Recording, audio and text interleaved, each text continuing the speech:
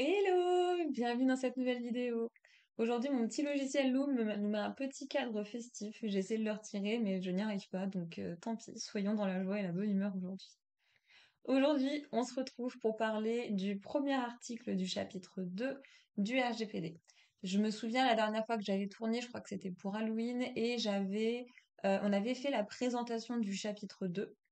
Donc là, maintenant, on va démarrer directement le premier article du chapitre 2. Le chapitre 2, il porte sur les droits du RGPD, hein. Je t'invite à revoir la vidéo qu'on avait faite ensemble, mais le but, c'est de voir... Ah non, c'est pas les droits, pardon, c'est le chapitre 3. Le chapitre 2, il porte sur les principes du RGPD.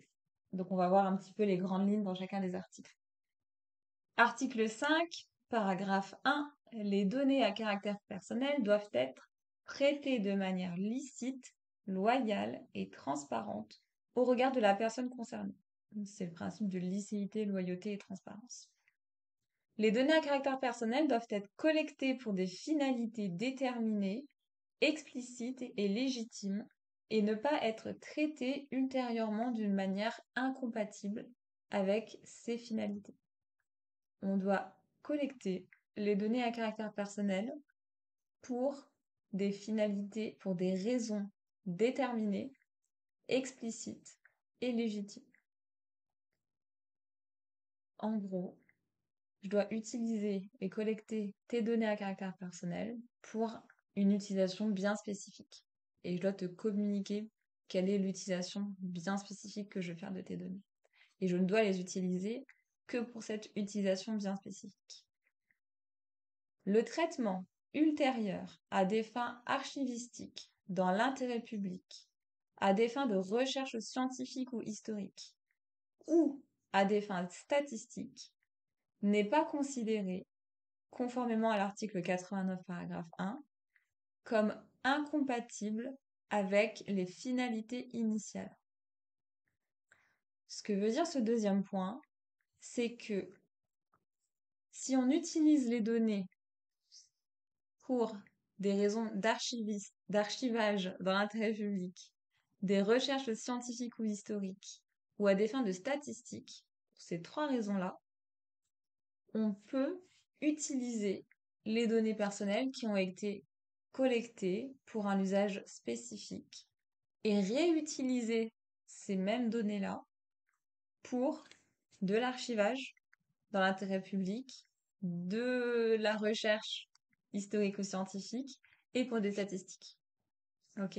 C'est seulement ces trois raisons-là qui nous autorisent à réutiliser des données qu'on a collectées pour un autre usage que celui pour lequel on a eu l'autorisation de les collecter.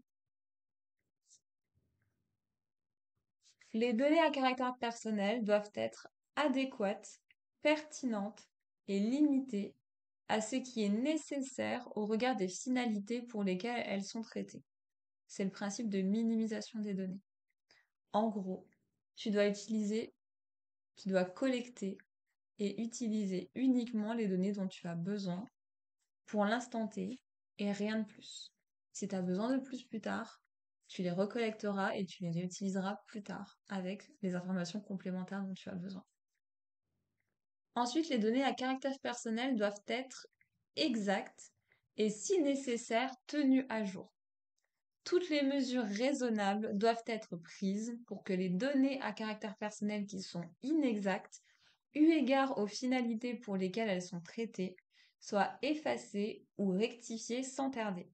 C'est le principe d'exactitude de la donnée. C'est important que la donnée que tu as soit à jour. Ça peut être important pour tout un tas de raisons, par exemple à l'hôpital. C'est important que ton état de santé soit tenu à jour. Ça peut être important aussi, bon alors à côté de l'exemple de l'hôpital, ça va paraître vachement moins important, mais par exemple pour tout ce qui est prestations sociales, en fonction de ta situation, tu sais bien que quand on déclare une grossesse, les droits sociaux français ne sont pas les mêmes quand on n'a pas d'enfant ou qu'on ne déclare pas de grossesse. Donc voilà, c'est des exemples tout bêtes, mais c'est important. Quand t'es salarié, et que tu déménages et qu'on envoie tes fiches de paie à ton ancienne adresse, pour ceux qui les envoient encore en papier. Je sais que maintenant il y a beaucoup de digital, mais ceux qui les envoient encore en papier.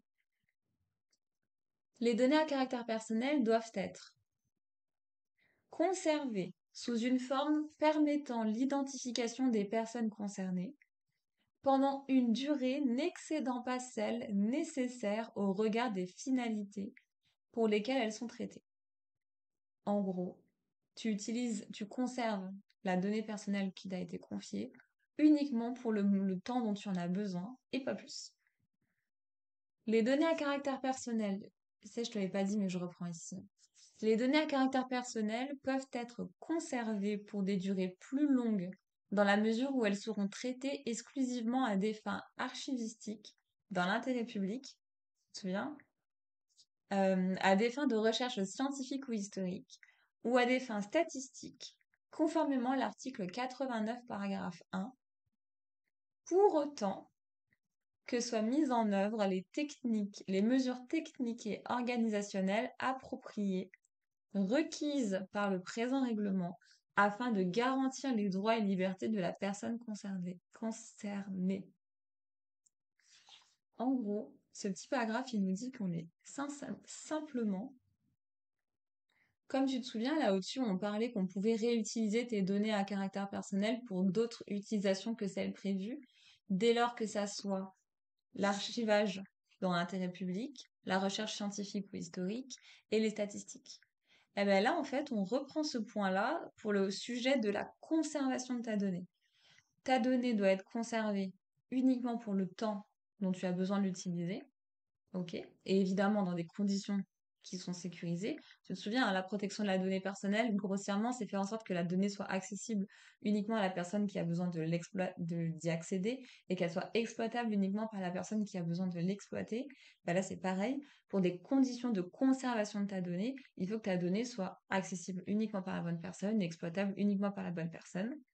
Pendant la durée où tu as besoin d'utiliser la donnée personnelle de la personne en question. Et cette logique-là s'applique tout pareil, même lorsque tu veux réutiliser les données qu'on t'a confiées pour l'archivage de l'intérêt public, la recherche historico-scientifique ou les fins de statistiques. C'est juste ça que ça veut dire. Quand tu collectes ta donnée, il faut qu'elle soit utilisée pour une utilisation spécifique. Et pour le temps que tu utilises ces données, il faut qu'elles soient conservées de manière sécurisée, indépendamment que ça soit pour la raison spécifique pour laquelle tu l'as collectée, ou que ça soit pour les trois petites utilisations supplémentaires qui sont archivage intérêt public, recherche historico-scientifique et statistique. Je suis convaincue qu'à la fin de cette vidéo, tu vas te souvenir de ces points-là. Les données à caractère personnel doivent être traitées de façon à garantir une sécurité appropriée des données à caractère personnel. Tu vois, c'est ce qu'on disait. Y compris la protection contre le traitement non autorisé ou illicite et contre la perte, la destruction ou les dégâts d'origine accidentelle à l'aide de mesures techniques organisationnelles appropriées. Et là, on parle du principe d'intégrité et de confidentialité de la donnée. L'intégrité de la donnée, c'est faire en sorte qu'elle soit à jour, globalement. Que la donnée que tu as aujourd'hui, enfin, la donnée que tu as représente la réalité de la situation de la personne. Et la confidentialité de la donnée, c'est ce qu'on disait depuis toujours, hein, c'est qu'elle soit accessible à la bonne personne, exploitable par la bonne personne. Donc en fait, tu vois, le point F, c'est juste la traduction juridique de ce que j'essaie de partager avec ma reformulation, bien sûr, qui est que il faut que la donnée soit utilisée et conservée de manière sécurisée. Et sécurisée, donc ça veut dire faire en sorte qu'elle soit accessible par la bonne personne, exploitable par la bonne personne.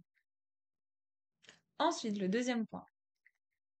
Le responsable de traitement est responsable du respect du paragraphe 1 et est en mesure de démontrer que celui-ci est respecté. Et c'est le principe de responsabilité. Donc tu vois, notre petit RGPD,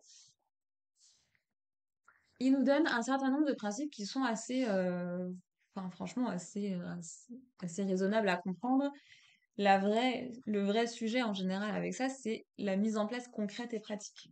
Comment on fait pour faire tout ça? Eh ben, je suis désolée de te le dire, mais avant de savoir faire tout ça, il faut savoir comment on fonctionne qu'est-ce qu'on fait déjà à ce jour, comment on peut améliorer, qu'est-ce qu'on peut améliorer. Et comme tu le sais, ça passe forcément par un audit où on vide ton cerveau, où j'accède à ton cerveau pour savoir ce qui se passe et que je puisse te donner du coup le meilleur conseil possible. Voilà. J'espère que cette petite présentation t'a plu tu... et que tu as compris. Si tu as des questions, tu sais où me trouver. Et puis bah, je te souhaite une belle journée. Bye bye.